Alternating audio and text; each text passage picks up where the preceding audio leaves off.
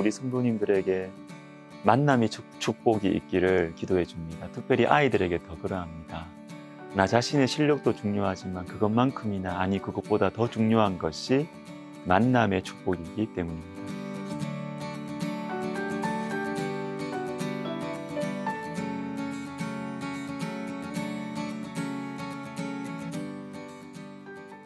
한 가지만 오늘은 생각합니다. 만남의 축복. 잠언 27장 17절을 봅시다. 철이 철을 날카롭게 하는 것 같이 사람이 그의 친구의 얼굴을 빛나게 하느니라. 자, 우리의 얼굴을 빛나게 해주는 친구가 있습니다. 이것은 만남의 축복이죠. 한 사람과의 만남으로 인해서 어두웠던 내 인생에 빛이 비칩니다. 한 사람과의 만남 때문에 어두운 내 마음에 빛이 비치는 것이죠. 오래전에 어떤 글에서 읽은 내용입니다. 세 종류의 만남이 있다고 합니다. 생선 같은 만남, 꽃병 같은 만남, 그리고 손수건 같은 만남. 생선은 곁에 둘수록 시간이 가면 냄새가 나죠. 이와 같이 어떤 만남은 오래 지속될수록 냄새가 난다. 돈으로 맺어진 관계죠. 두 번째, 꽃병 같은 만남이 있답니다. 꽃병에 꽂힌 꽃은 처음에는 예쁘지만 오래 가지 않습니다. 이처럼 처음에는 참 잘해줘요. 친절해요. 그러나 어느 순간에 돌아섭니다. 배신합니다. 자신에게 손해가 될 때. 그러나 여러분, 세 번째, 손수건 같은 만남이 있습니다. 손수건은 땀을 닦아줍니다. 눈물을 닦아줍니다. 이 손수건 같은 만남은 기쁠 때 같이 기뻐해주고 슬플 때 같이 슬퍼해주는 만남의 축복입니다. 그러나 만남의 축복이 늘 내 마음과 맞는 사람들을 통해서만 오는 건 아니에요. 오늘 본문을 다시 보십시오. 친구의 얼굴을 빛나게 하는데 그 방식이 어떠하냐 하면 철이 철을 날카롭게 하는 것 같이 철이 서로 부딪히면서 날카로워지는 것입니다. 우리는 내 마음을 알아주는 사람들과만 있고 싶어요. 말이 잘 통하는 사람들과만 있고 싶습니다. 그러나 하나님께서는 그렇게 하지 않으세요. 하나님께서는 우리를 자라나게 하시기 위해서, 성숙하게 하시기 위해서 때로는 나와 맞지 않는 사람들을 붙여두십니다. 야곱의 인생을 보십시오. 에서는 부담스러운 존재였어요. 스타일이 나와 맞지 않습니다. 형이지만 나는 조용하고 에서는 거칠고 박력이 있습니다. 아버지의 사랑은 에서가 차지하죠. 그런데 에서를 통해서 야곱은 하나님의 축복을 갈망하게 됩니다. 그리고 또 야곱은 외삼촌 라반을 만납니다. 처음에는 만남의 축복인 줄 알았어요. 그러나 겪어보니까 간사한 사람. 20년 동안 이 라반 밑에서 야곱은 푹푹 썩습니다. 그렇지만 여러분, 이 20년 동안 야곱은 겸손을 배웁니다. 요셉의 인생은 더 그렇습니다. 형들과의 만남, 축복일까요? 아니죠.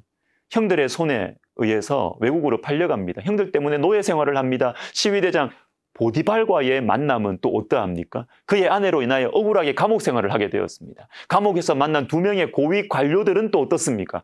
도와줬는데 잊어버려요. 은혜를 모르는 사람들. 요셉에게는 왜 이렇게도 만남의 축복이 없겠습니까? 그러나 여러분, 창세기 45장 7절과 8절을 제가 읽어드리도록 하겠습니다. 하나님이 큰 구원으로 당신들의 생명을 보존하고 당신들의 후손을 세상에 두시려고 나를 당신들보다 먼저 보내셨나니 그런즉 나를 이리로 보낸 이는 당신들이 아니요 하나님이시라. 하나님이 나를 바로에게 아버지로 삼으시고 그 온 집의 주로 삼으시며 애굽 온 땅의 통치자로 삼으셨나이다. 형들이 아니라 하나님께서 나를 애굽으로 보내셨다. 나를 이리로 보낸 것은 당신들이 아니요 하나님이시라. 왜요? 하나님의 큰 구원을 위해서.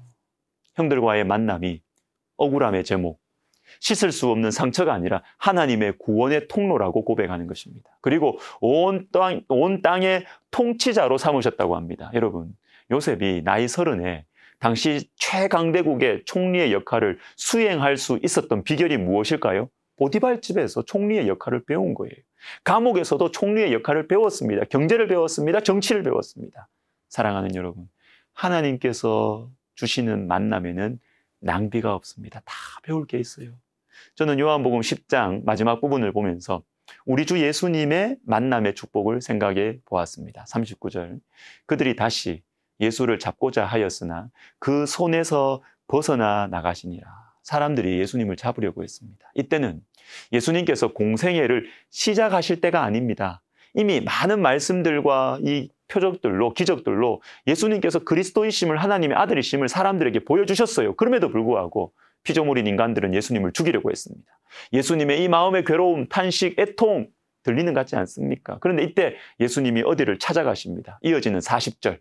다시 요단강 저편 요한이 처음으로 세례 베풀던 곳에 가서 거기 거하시니 많은 사람이 왔다가 말하되 요한은 아무 표적도 행하지 아니하였으나 요한이 이 사람을 가리켜 말한 것은 다 참이라 하더라.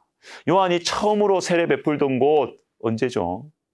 세례 요한을 예수님께서 처음 만났던 곳입니다. 그리고 성령 안에서 세례 요한과 교제했던 그곳으로 예수님은 지금 가십니다.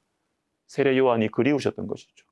아무리 좋은 말씀과 아무리 놀라운 기적들을 베풀어줘도 돌아오지 않는 인간들, 도리어 죽이려고 하는 그 사람들과 완전히 반대되는 사람들, 아무 표적도 행하지 아니하였으나 이 사람, 즉 예수님을 가리켜 말한 것은 다 참이었던 세례 요한, 예수님을 향한 충성과 진실로 살았던 세례 요한이 그리우셨던 것이죠. 세례 요한 같은 사람을 저와 여러분이 만났으면 좋겠습니다. 여러분, 최고의 만남의 축복은 예수 그리스도와의 만남입니다. 예수님을 만나면 모든 만남의 아픔들이 치유됩니다. 새로운 미래가 열립니다. 절망에서 희망으로, 미움에서 사랑으로 나아갈 수 있습니다. 고린도후서 5장 17절. 그런즉 누구든지 그리스도 안에 있으면 새로운 피조물이라. 이전 것은 지나갔으니 보라 새 것이 되었도다. 여러분, 예수님 만나면 모든 것이 새로워집니다.